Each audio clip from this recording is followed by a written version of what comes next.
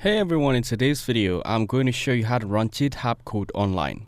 First, go to the website GitHub.dev/todo-tags/todo.txt-cli using any browser. This will open the GitHub repository in GitHub Codespaces or Visual Studio Code Web, allowing you to interact with the code online.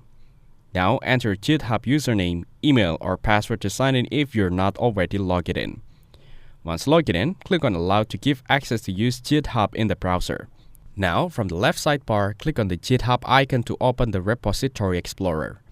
Then, click on pull_request_templates.md. This file contains the template that contributors use when submitting pull requests. After that, click on the contributing file. This usually contains guidelines for how to contribute to the project properly. Next, click on the code_of_conduct.md. This outlines the behavior expected in the project's community. Then, open test.wml from the workflows or GitHub folder. This shows how automated testing is configured.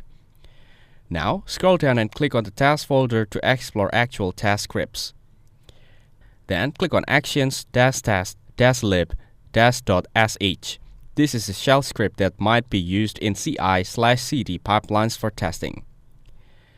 Now check out the shell's test scripts like T00001-config.sh, T0001-null.sh, T1310-listcon.sh.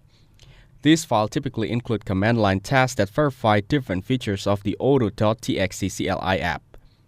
You can review, edit, or test the script directly in the online editor. For actual execution, you'll need to set up the development environment using GitHub Codespaces or run the code locally in your terminal. For more information, check out the links given in the description. Don't forget to like and subscribe to the channel. Thanks for watching. See you in the next one.